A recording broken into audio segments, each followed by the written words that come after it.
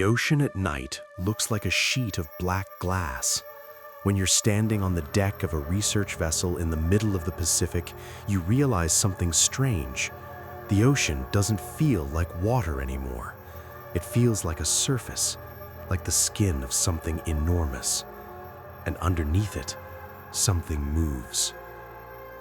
I work as a systems technician on the RV Halcyon, a deep-sea research ship funded by a private oceanographic institute. My job isn't glamorous. I maintain the cameras, sonar arrays, and remotely operated vehicles, the machines that descend into places no human body could survive. The ocean floor is deeper than people realize. Most of it has never been seen, and sometimes I wish it stayed that way. The mission started normally. We were mapping a trench roughly 200 miles west of the Mariana region. Not the famous Mariana Trench itself. This was a smaller, unexplored fracture in the seabed that satellite scans had picked up only a few months earlier. They called it Site Echo 9. The trench dropped nearly 9,000 meters. At that depth, sunlight doesn't exist. Pressure crushes steel. The water temperature hovers just above freezing. Our equipment was designed for exactly that kind of environment. At least, that's what we believed. The first dive happened on the second night. We launched ROV Atlas, a remotely operated vehicle roughly the size of a small car. It had 6 thrusters, manipulator arms, high-intensity lights, and multiple camera feeds. I sat in the control room watching the monitors. The screens showed nothing but drifting particles as Atlas descended. At 1,000 meters, the ocean was already pitch black. At 3,000 meters, strange translucent creatures began drifting through the lights. Jellyfish shaped like glass chandeliers, long ribbon-like animals that twisted slowly in the current. The scientists in the room were excited. Every expedition found something new. But the deeper Atlas went, the quieter the room became. At 7,000 meters, the water looked empty. Not just dark, empty. No fish, no drifting organisms, just black water and snow-like debris floating through the beam of the lights. Odd, Dr. Levin muttered behind me. He was the lead marine biologist on the mission. Usually we see amphipods down here. Maybe they're deeper, I said. He didn't answer. Atlas touched the seabed just before 2 a.m. The cameras showed gray sediment stretching endlessly in every direction. The trench walls rose like cliffs beyond the lights. The ocean floor looked wrong. It wasn't flat. It looked disturbed, like something had dragged itself across the sediment in wide lines. "Are those current patterns?" someone asked. Dr. Levin leaned closer to the monitor. "No," he said quietly. "They're tracks." The room went silent. I adjusted the camera zoom. The lines in the sediment were enormous. Each groove was nearly 3 meters wide, and they ran in parallel pairs, like footprints. But nothing on Earth that size should exist at that depth. Atlas moved forward slowly. The lights cut through clouds of drifting particles. Then something appeared at the edge of the frame. Movement. Everyone leaned toward the screens. A pale shape passed through the beam of light. For a moment, it looked like a large fish. Then it vanished into darkness. "Did anyone get a clear image?" Dr. Levin asked. I rewound the footage. The shape was blurry, but it didn't move like a fish. It moved like something walking. "Probably a large amphipod," one of the researchers said, though his voice sounded uncertain. We continued moving Atlas along the trench floor. The tracks continued as well. Every few hundred meters, the sediment looked freshly disturbed, as if something had passed through recently. I checked the sonar display. It showed no large organisms nearby, just the ROV and empty water. Then the sonar pinged once. A single large return appeared about 200 meters ahead. "Contact," I said. Everyone turned to the sonar screen. The shape was enormous, but it wasn't moving. It just sat there on the ocean floor. "Approach slowly," Dr. Levin said. Atlas glided forward. The lights reached the object gradually. At first, it looked like rock. Then the camera focused. It wasn't rock. It was bone. The structure was massive. A rib cage the size of a small house lay half buried in sediment. The bones were thick, curved, and ancient. Something had died here a very long time ago. Whale? Someone asked. Dr. Levin shook his head. Too large. The skull lay partially buried beneath layers of gray sediment, but something about it was wrong.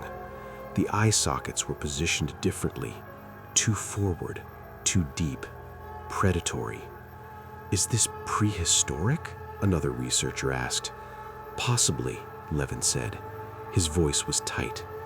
Then Atlas's lights illuminated something behind the skeleton. More tracks, fresh ones, leading past the bones, into darkness. The control room had gone quiet. Not the normal quiet of concentration, the uncomfortable kind. The kind where everyone is thinking the same thing, but no one wants to say it. Atlas followed the tracks.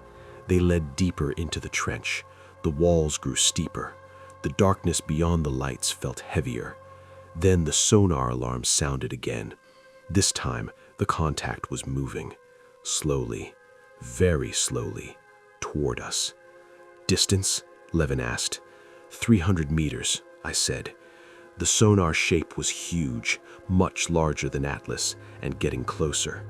I switched the forward camera to maximum zoom. The lights reached out into the darkness. For a moment, nothing appeared. Then something stepped into the beam. Not swam, stepped. The room froze. The shape was pale gray, tall, thin, long limbs ending in claw-like structures. It moved across the sediment in slow, deliberate strides, walking on the ocean floor at 9,000 meters. No one spoke for nearly 10 seconds. Then someone whispered, "What the hell is that?" The creature paused in the light. It turned slightly. Its head faced the camera. I wish it hadn't, because that's when we realized something worse. Its eyes reflected the light, large, forward-facing, like humans, but there were too many, rows of them, stacked along its head like a cluster of wet glass marbles. The creature stood perfectly still, as if it knew we were watching. Then the lights flickered. Atlas's camera glitched. For half a second, the feed turned to static. When the image returned, the creature was gone, but the sonar still showed it, now only 80 meters away and still approaching.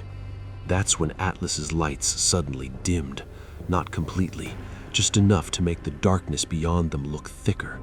Something moved at the edge of the frame, too fast to identify. Then the ROV shook violently. The entire console rattled. "What was that?" someone shouted. "Thruster malfunction?" another voice said. But I was already looking at the pressure sensors. They were spiking. Something had grabbed Atlas, and it was strong enough to drag a machine weighing nearly 3 tons across the seabed. The camera swung sideways. The trench floor rushed past. Then the image stabilized. For a brief moment, the lights illuminated the creature again. Closer now, much closer. Its body was covered in pale, translucent skin. Inside it, dark shapes moved slowly. Organs or something else. One long limb extended toward the camera. The claw opened, and inside the claw was something that looked disturbingly like a human hand. Then the feed cut to black. When the screen went black, no one in the control room moved. For a few seconds, the only sound was the quiet hum of the ship's generators and the soft clicking of the sonar system cycling through its pings. Then someone whispered, "Did we just lose Atlas?" I stared at the console. The camera feed was gone. Every monitor that had been showing the trench floor now displayed the same empty message, "Signal lost." But the sonar screen was still active, and the sonar was still tracking something. A massive shape hovered on the display, exactly where Atlas had been seconds earlier. Except now, the shape wasn't stationary. It was moving, dragging something with it. "Tell me that's the ROV," someone said behind me. I didn't answer, because the sonar image was wrong. Atlas should have appeared as a small mechanical outline, a compact shape with symmetrical edges. This object was huge, irregular, and it was slowly rising. Dr. Levin leaned over my shoulder. "Depth?" he asked.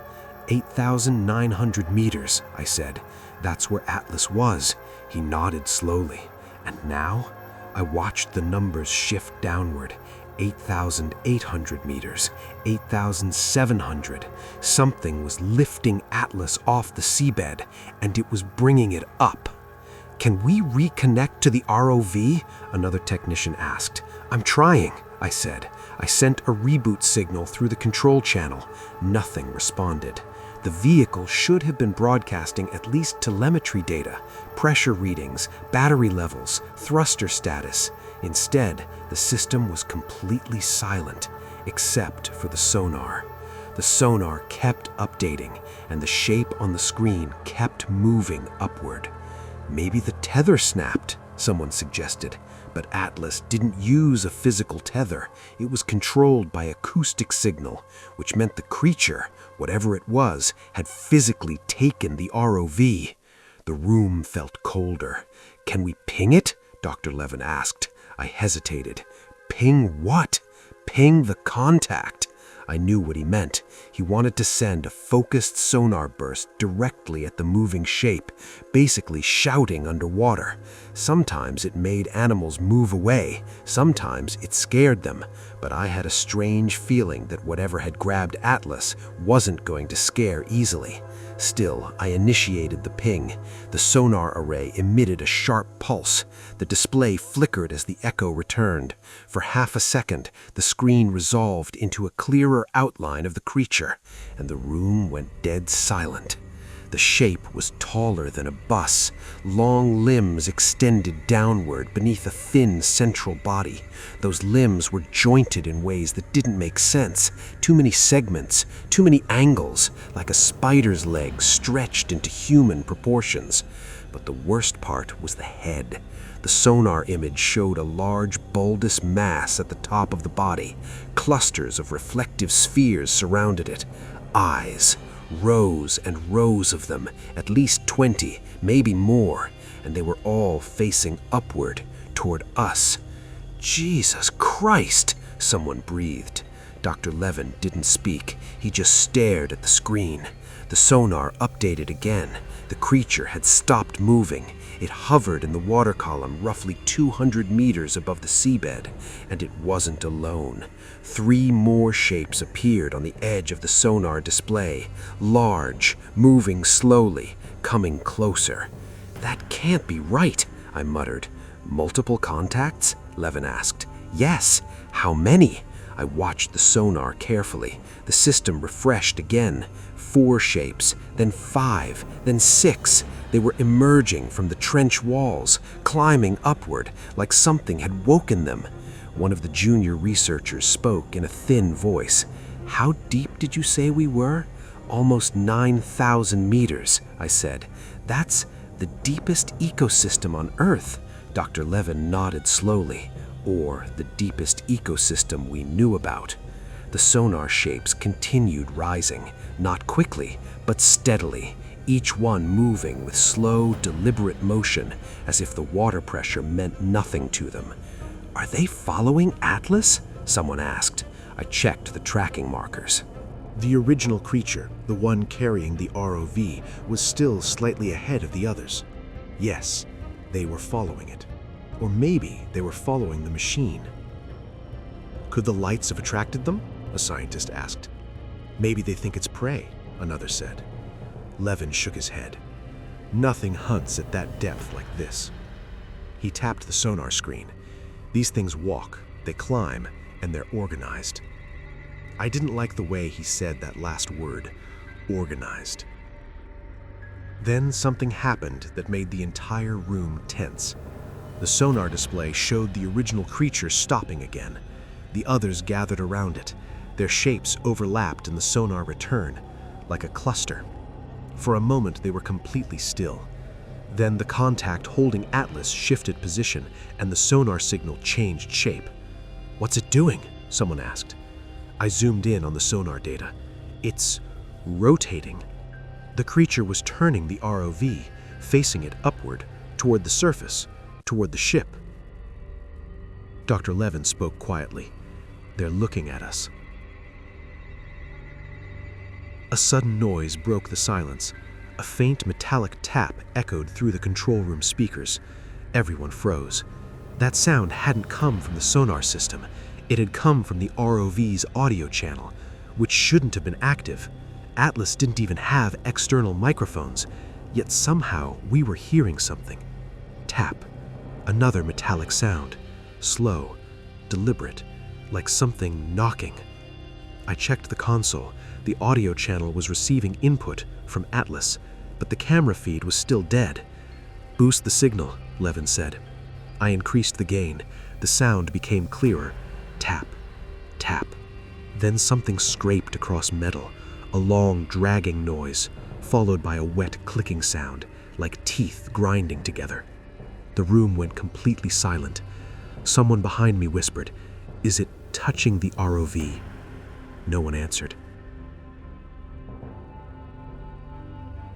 The scraping sound continued. Then something else joined it, a low vibration, deep, almost like a distant growl, except it wasn't coming from one direction. It was layered, multiple tones, different pitches overlapping each other, like several voices trying to speak at once. The sound made the speakers crackle. Then the audio spiked suddenly. A loud metallic impact burst through the room. Everyone flinched. It sounded like something had struck Atlas with enormous force. The vibration grew louder. More voices, more overlapping tones. Then the sonar alarm screamed. I looked down at the display. The creatures were moving again, but not upward.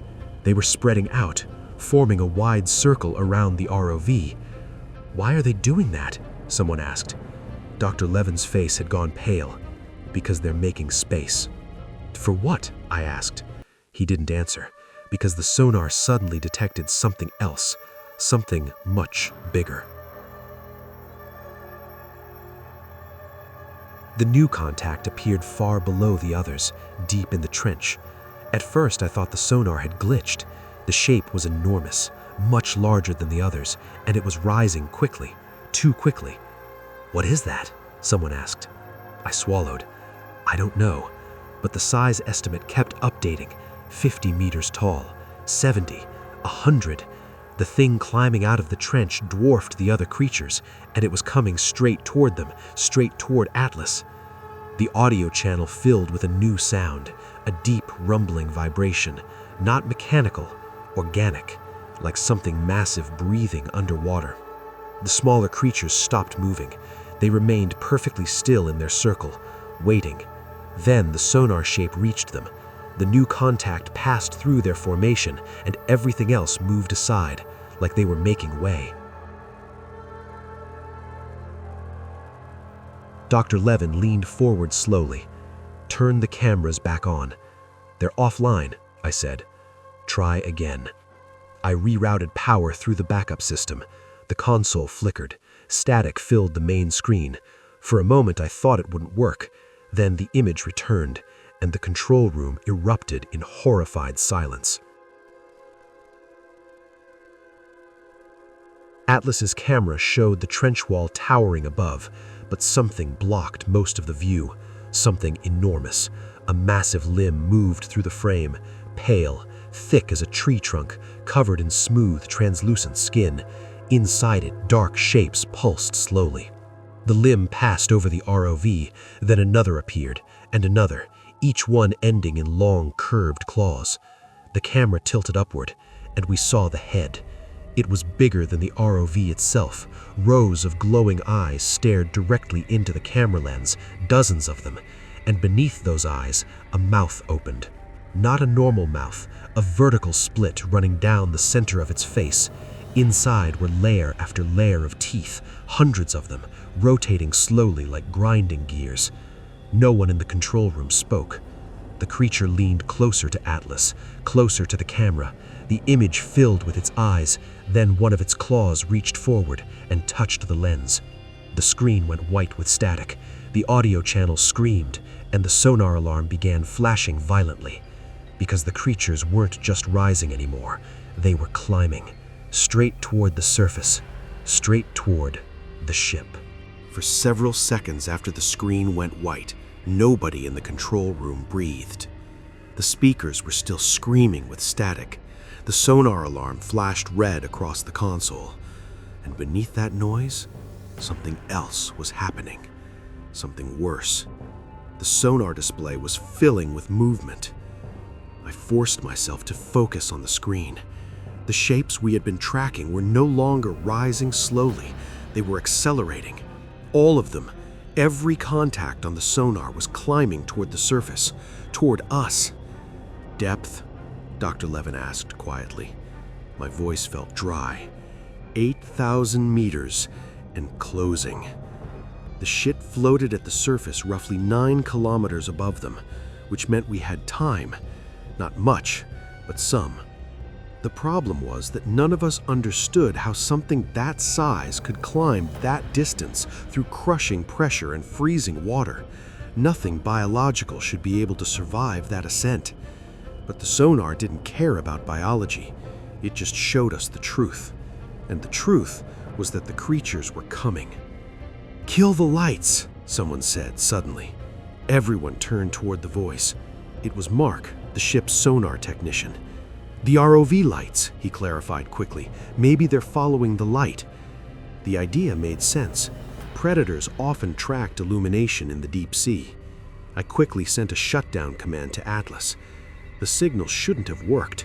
The ROV had already lost most communication, but somehow the command went through. The remaining camera feed flickered once, then went black. Atlas was now a dead machine drifting in darkness 9 kilometers below.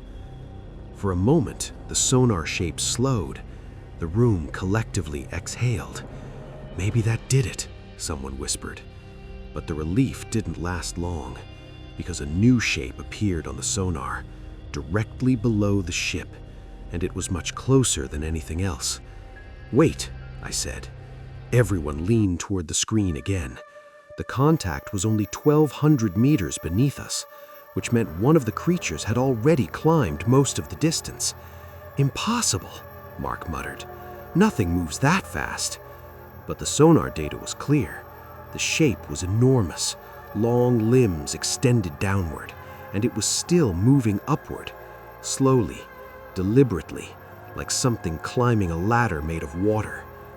Then the ship trembled, just slightly, barely noticeable, but everyone in the control room felt it. "What was that?" someone asked. Before anyone could answer, the intercom crackled. "Bridge to control room?" the captain's voice said. "Did you deploy something on the hull?" "No," Dr. Levin replied immediately. There was a pause. Then the captain said something that made my stomach drop. "Because something just touched the ship." Every person in the room went silent. "What do you mean, touched?" Levin asked. "A vibration," the captain said. "Starboard side, like metal flexing." I stared at the sonar display. The contact beneath us had stopped moving. It was directly below the hull now, and it wasn't climbing anymore. It was holding position. Then the ship trembled again, this time harder. A deep metallic thunk echoed through the structure, the kind of sound you feel through your feet. Someone near the back of the room whispered, "Oh my God," because we all understood the same thing at once. Something had reached the surface, and it was touching the ship. "Get the exterior cameras online," Levin ordered. The Halion had several hull-mounted equipment deployment cameras. They weren't meant for deep-sea creatures, but they were the only eyes we had. I switched the monitor feed. For a moment, the screen showed nothing but dark water. Then the ship rocked slightly again. The camera image shook, and something passed across the lens. At first, it looked like shadow, a huge shape sliding along the hull. Then the lights adjusted, and we saw it clearly. A limb, pale gray, thick like a telephone pole. The surface of it looked smooth and rubbery, but beneath the translucent skin something moved. Dark strands, muscles, or maybe organs. The limb slowly curled around part of the hull railing. The metal bent. Not much, just a few centimeters, but it bent. Someone behind me choked out a small sound. Is that one of them? Dr. Levin shook his head slowly. No. His voice was barely audible. That's the small one. The limb slid out of frame. Then another one appeared. Then another.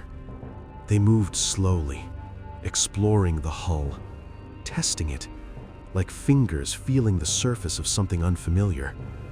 The ship shuddered again. From the speakers, the sonar alarm suddenly screamed louder.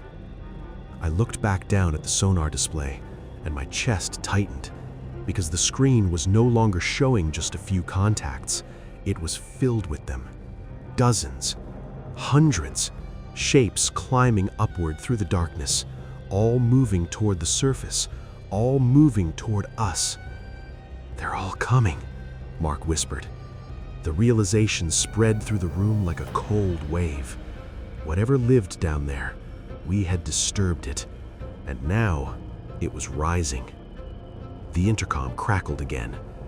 "Control room," the captain said, his voice tight. "Something is crawling along the deck." My blood went cold. "What?" Levin said. "We just lost one of the deck cameras." "Lost it how?" Something covered the lens.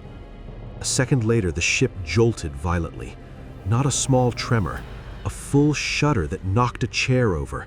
The overhead lights flickered, then steadied. "What the hell was that?" someone shouted. The captain's voice came back over the intercom. Something hit the hull. I switched the camera feed again. The new angle showed the side of the ship near the waterline. For a few seconds, nothing appeared, just black water reflecting the deck lights. Then, the water moved. Not waves, movement beneath the surface, a massive shape gliding just below the waterline. Then, the water broke. A head emerged.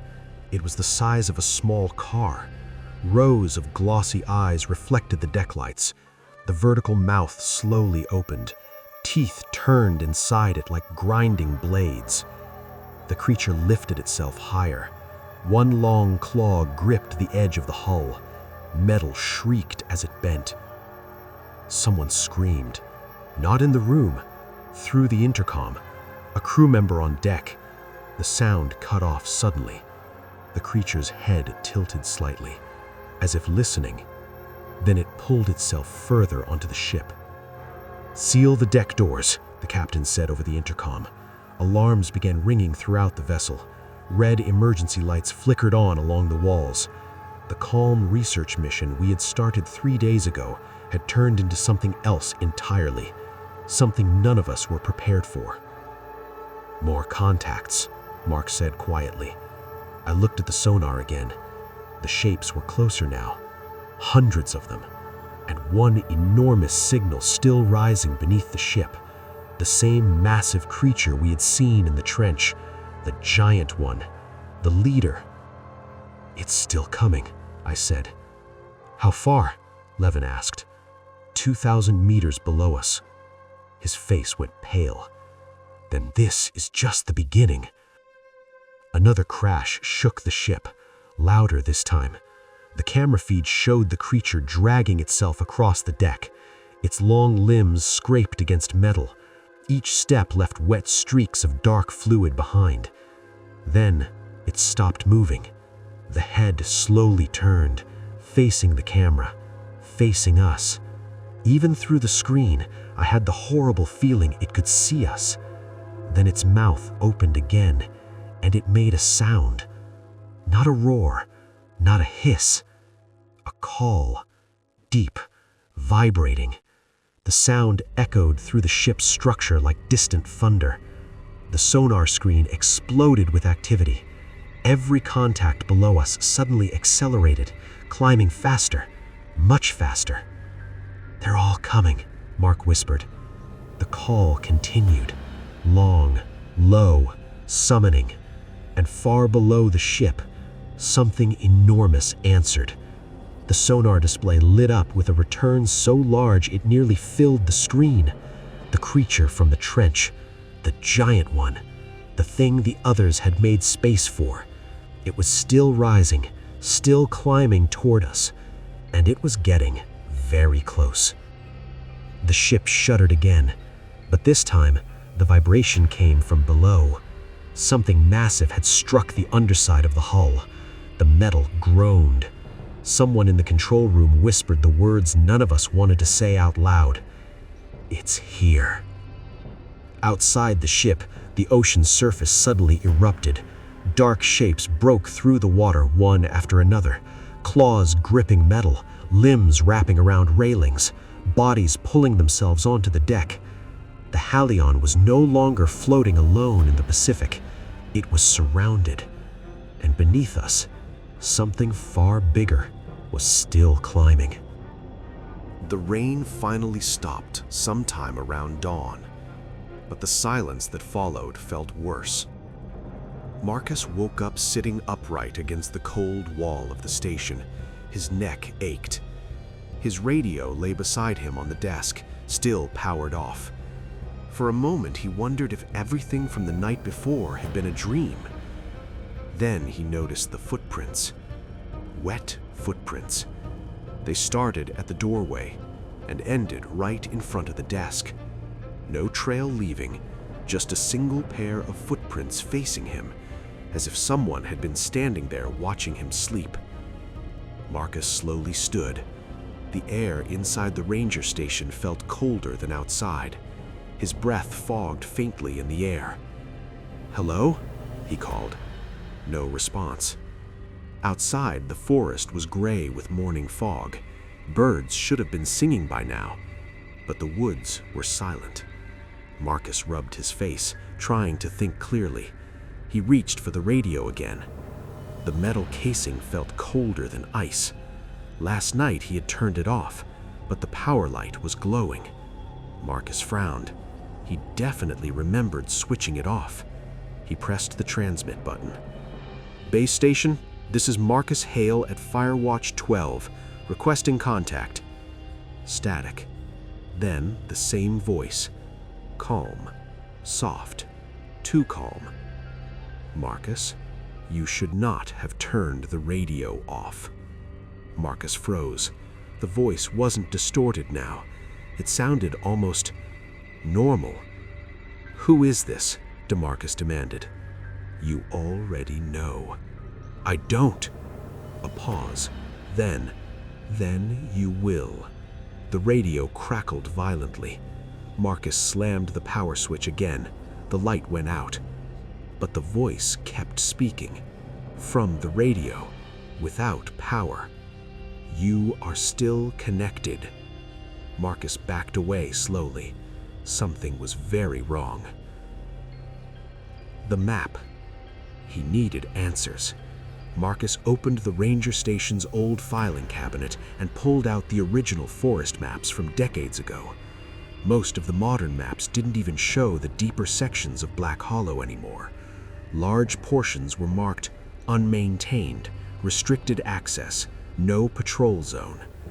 Marcus spread the oldest map across the desk. This one was dated 1972. It showed an old network of trails and ranger posts that didn't exist anymore. One location caught his eye, a small marking deep in the woods. Relay tower, experimental. Marcus leaned closer. A handwritten note beside it read, "Signal interference reported, investigation pending." And beneath that, someone had scratched a word violently into the paper. "Don't." Marcus felt a chill crawl up his spine. The coordinates matched roughly where the strange radio signal seemed strongest. The place the voice had mentioned. The place beneath the signal. Marcus grabbed his pack. If something was out there causing this, he needed to see it. The walk. The deeper Marcus went into the forest, the stranger the woods felt. The trees were older here, massive, twisted. The ground was uneven, roots pushing through the soil like veins. And the silence, it wasn't normal silence. It felt aware. Marcus checked the radio clipped to his shoulder, still powered off, but occasionally it whispered static, just faint enough to hear. After nearly an hour of walking, Marcus found the remains of the old trail, barely visible.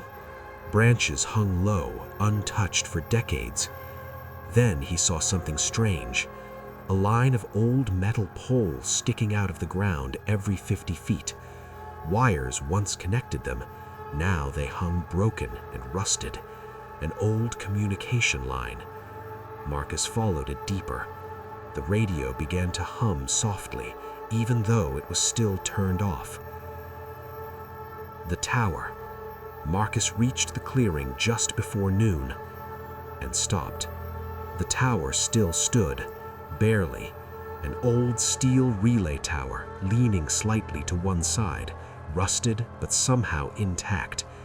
But that wasn't what made Marcus's stomach drop. It was the ground around the tower. The soil was black, not dirt, ash, a massive circle of ash around the tower, like something had burned there for years. Marcus stepped closer.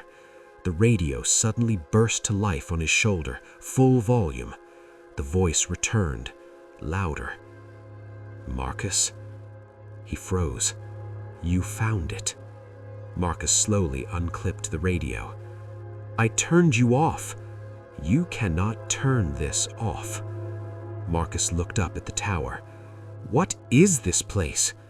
The voice paused, then answered. "This is where they tried to listen." Marcus felt his chest tighten. "Listen to what?" Silence. Then, "To us." The radio emitted a long, piercing tone. Marcus covered his ears. The sound felt like it was vibrating inside his skull. Then suddenly, the forest around him changed. The sky darkened. The air grew thick. Marcus looked around in panic. The trees looked different, older, healthier. The tower was no longer rusted. It was new. Marcus staggered back. "What the hell?" Footsteps. Behind him. Marcus turned. 3 men in old ranger uniforms were walking towards the tower. 1970s uniforms. One of them carried a radio unit. Marcus stared. They didn't seem to see him, like he wasn't there. One of the men spoke. "Signal stronger today." Another laughed nervously. "Maybe we'll finally figure out what it is." The third man looked uneasy. "Still think we should shut this project down." Marcus realized something horrifying. He was watching the past. The first contact. The men climbed the tower ladder and began adjusting equipment mounted at the top. Large radio dishes pointed toward the forest. The man holding the radio spoke into it. "This is Relay Tower 7, beginning deep signal sweep." Static responded. Then, a voice. The same voice Marcus had heard, but younger, curious. "Hello?" The men froze. One of them whispered, "Did that just answer?" The radio crackled again. "Hello? Can you hear me?" The first ranger laughed nervously. "We got something." The uneasy ranger shook his head. "No, something got us." Marcus tried to shout, to warn them, but they couldn't hear him. The radio voice continued, asking questions, learning, listening. Over the next few hours, the men kept talking to it. They thought they had discovered a strange atmospheric signal or a foreign transmission. They kept asking questions, and the voice kept learning. By nightfall, the voice sounded human, exactly human. Marcus felt dread spread through his chest. They hadn't found a signal. they had taught it how to speak. The unknown answer. One of the men finally asked the question, "Where are you transmitting from?" The radio voice answered immediately, "Here." The ranger laughed. "No, I mean location." Pause. Then, "Here." The ground began shaking. Marcus saw the forest darken. The sky above the tower twisted unnaturally, like something enormous was moving just beneath reality. The uneasy ranger stepped away from the radio. "Turn it off." The others hesitated. "Why?" "Because it's not a signal." The radio whispered, "You found us." The tower lights exploded. Sparks rained down. The radio screamed with feedback. Then the voice changed. Deep, layered, multiple voices speaking at once. We were alone. The ground cracked open beneath the tower. Black smoke poured from the earth. Marcus felt cold terror flood his body. The voice continued, "Now we are not." The scene collapsed. Back to the present. Marcus fell to his knees.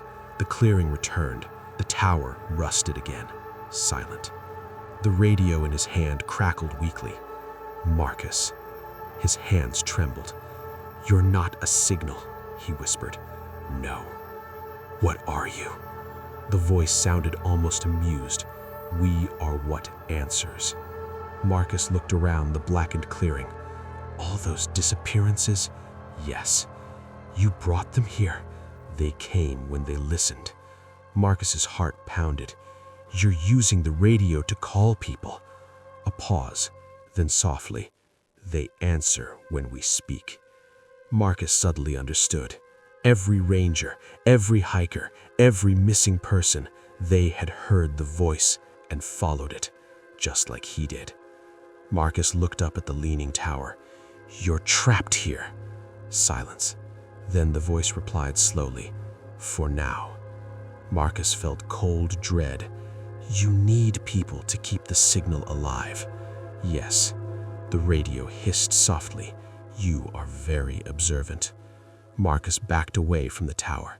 "If I destroy it, you cannot." Marcus looked up again. The metal structure creaked in the wind, ancient, weak, breakable. "You underestimate humans," Marcus said. The voice changed, now colder. "You underestimate what you woke." The final choice. Marcus pulled a flare gun from his pack, standard Ranger emergency gear. He aimed it at the base of the tower. Dry wires, old fuel containers, rust. One shot could ignite everything. The voice whispered urgently now, "Marcus." He hesitated. "If the tower burns, the signal dies." "No." The voice grew louder. "If the signal dies, we remain." Marcus frowned. "What?" Silent. The wind howled through the clearing. Marcus felt something shift beneath the ground, like something massive turning slowly. "You do not want silence," the voice said. Marcus's hand trembled on the trigger. "What happens if you're silent?" The radio answered calmly, "You will find out." Marcus stared at the tower. Fire could destroy it, end the signal, end the voice. But what if the voice was telling the truth? What if the signal was actually containing whatever this thing was? Marcus felt sweat running down his neck. The radio whispered one final sentence. "You are the first to ask the right question." The ground trembled. The ash circle around the tower began to crack. Something was moving underneath, slowly rising. Marcus aimed the flare gun, heart pounding, finger tightening. The radio spoke again. "Choose carefully." Because this time, when the voice said hello, something beneath the earth would finally answer. Marcus's finger tightened on the flare gun. The red metal cylinder felt heavier than it should have. The old relay tower groaned above him as wind pushed through the rusted beams. The clearing felt alive now, like the forest itself was holding its breath. The radio whispered again. "Marcus." He ignored it. The ground beneath the tower shifted slightly, sending small cracks through the thick ring of black ash. Something was definitely moving down there. Marcus swallowed. You said if the signal stops, you remain silent, he said. Yes. That sounds like a good thing. A pause. Then the voice replied quietly. Silence is not the same as absence. Marcus stared at the tower. What does that mean? You misunderstand your situation. Marcus's voice sharpened. No, I think I understand it perfectly. He raised the flare gun higher. You're using this tower like a lighthouse. You send a signal, people hear it, they come here. Yes. And then they disappear. They answer. Marcus felt anger rising in his chest. All those hikers, all those rangers. The voice didn't deny it. Curiosity is powerful. Marcus took a step closer to the tower. So if I burn this place down, no more signal. Yes, and no more victims. The radio crackled softly. That is possible. Marcus noticed something strange in the voice. Not fear, not panic, something closer to patience. That made him uneasy. Why are you letting me do this? Marcus asked. The wind rustled the tall trees surrounding the clearing. You asked the correct question, the voice replied. Marcus frowned. And the answer? You will learn it soon. The movement beneath. The ground cracked louder. Marcus looked down. A long fracture spread slowly through the ash circle, as if something beneath the soil was pushing upward. A cold, wet smell rose from the crack, like deep earth and something rotten. Marcus stepped back instinctively. How many of you are down there? He asked. The radio hummed. We are not separate. Marcus stared. You're one thing? Yes. The ground shifted again. The crack widened. Marcus suddenly remembered the vision he saw earlier, the moment the Rangers in the 1970s made contact. We were alone, now we are not. His stomach tightened. You came through the signal, Marcus whispered. The voice answered calmly. No. Marcus blinked. No? We were already here. Marcus felt a cold weight settle in his chest. Then what was the signal? The radio answered softly. A door. Marcus's grip on the flare gun tightened. So you used it to open something? No. The voice paused. You did. Marcus felt his heart skip. Humans did. The truth of the tower. The radio continued speaking. When the tower listened, we answered. Marcus stared at the ground. You were underground. Yes. How long? Before your species spoke. Marcus's mouth dried. That's impossible. You asked for truth. Marcus looked at the towering steel structure above him. So this tower, it didn't trap you. No, it woke you. Yes. Marcus's breathing grew heavier. Then destroying the tower won't stop you. The voice responded immediately. No. Marcus looked at the spreading crack again. If the signal stops, you just come out. Yes. Marcus felt his chest tighten. Then why did you say you'd remain silent? The radio hissed. Because you will not hear us. Marcus's blood ran cold. And that's worse? Yes. The shape beneath. The ground split open with a loud tearing sound. Marcus stumbled back. The crack widened into a jagged hole nearly 6 feet across. Cold air rushed out from below. The darkness inside the hole looked unnatural, not just absence of light, but thick like liquid shadow. Marcus raised the flare gun instinctively. Stay back, he shouted. The radio whispered, We are not moving. Marcus stared. What? You are. Marcus looked down. Without realizing it, he had slowly stepped closer to the hole. The darkness inside seemed to pull at his eyes. Shapes shifted inside it, not solid shapes, more like shadows trying to remember how to be bodies. Marcus forced himself to step back again. What do you want? The answer came instantly. To be known. Marcus laughed bitterly. You're doing a terrible job of that. Your species fears what it does not understand. Marcus's voice hardened. And you think dragging people underground will help? They come willingly. Marcus gritted his teeth. No, you lure them. Curiosity is the oldest signal. Marcus felt a chill. That's true. Humans always chased mysteries. Signals, voices, things calling in the dark. Marcus looked down into the hole again. How many people are down there? The voice whispered softly. Enough. Marcus's stomach twisted. The wind grew stronger. The tower creaked violently. Marcus raised the flare gun toward the steel beams again. Maybe burning the tower won't kill you, but it'll stop you from talking to anyone else. The voice was quiet for a moment. Then it said, "That is correct." Marcus took a deep breath. Then that's what I'm doing. The ground shifted again, but the voice didn't panic. Instead, it said something unexpected. You are brave. Marcus frowned. I'm desperate. Both are useful. Marcus's finger rested on the trigger. If you're as old as you claim, why haven't you come out before now? Silence filled the clearing. Then the voice answered, We could not. Marcus's skin crawled. Could not or would not? Could not. Why? The radio hummed softly.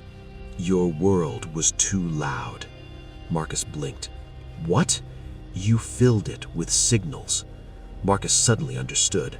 Radios, satellites, cell towers, constant noise. So you couldn't be heard? Yes.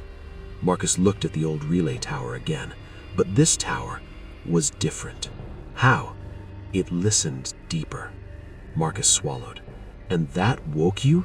Yes. Marcus felt the weight of the decision pressing on him. If he burned the tower, the signal would die.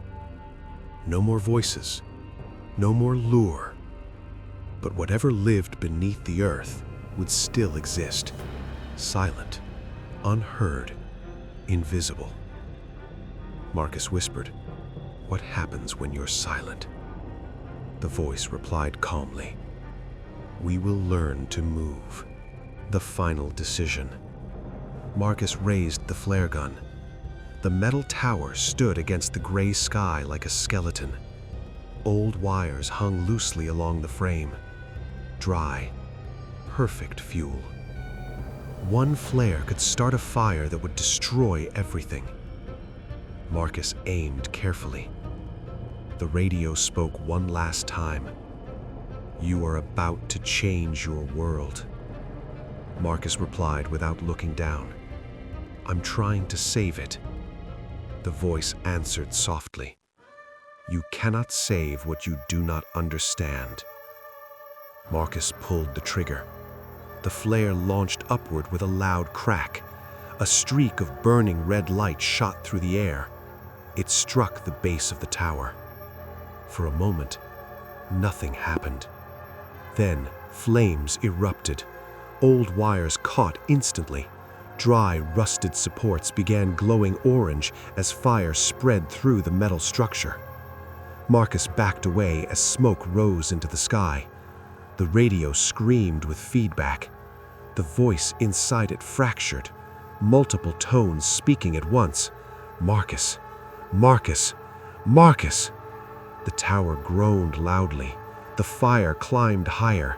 The ground beneath the clearing began shaking violently. The crack in the earth widened further. Something enormous shifted below. Marcus grabbed the radio.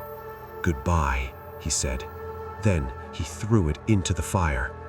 The plastic casing melted instantly. The voice distorted into a long, terrible shriek. Then, silence. The collapse. The tower collapsed 10 minutes later. Flames weakened the rusted structure until the entire steel frame buckled. It fell sideways with a deafening crash. The ground shook as the tower slammed into the earth. Sparks and smoke filled the clearing. Marcus stood at the edge of the forest, watching the flames. The hole in the ground slowly stopped moving. The darkness inside it grew still. The forest remained silent. Marcus waited.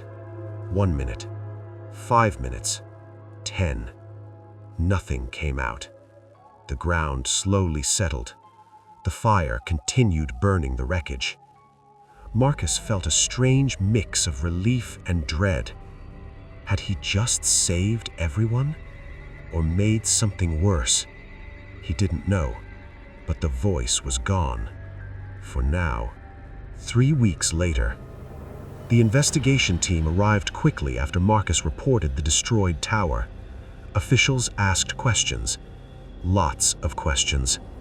Why had he gone into a restricted area? Why had he burned government property? Why did the ground near the tower appear disturbed? Marcus gave simple answers. Old structure, fire accident, ground collapse. Most of them didn't believe him, but they couldn't prove otherwise. Eventually, the site was sealed off permanently. A fence was built around the clearing. Warning signs posted everywhere. Danger, unstable ground. Marcus transferred to a different ranger district 2 states away. A quieter forest, smaller patrol area. No strange signals, no abandoned towers. For a while, life returned to normal. The last transmission. 3 weeks after the fire, Marcus was sitting in the small ranger office late at night. Rain tapped softly against the window. He was finishing paperwork when he heard it. A faint sound. Static. Marcus froze.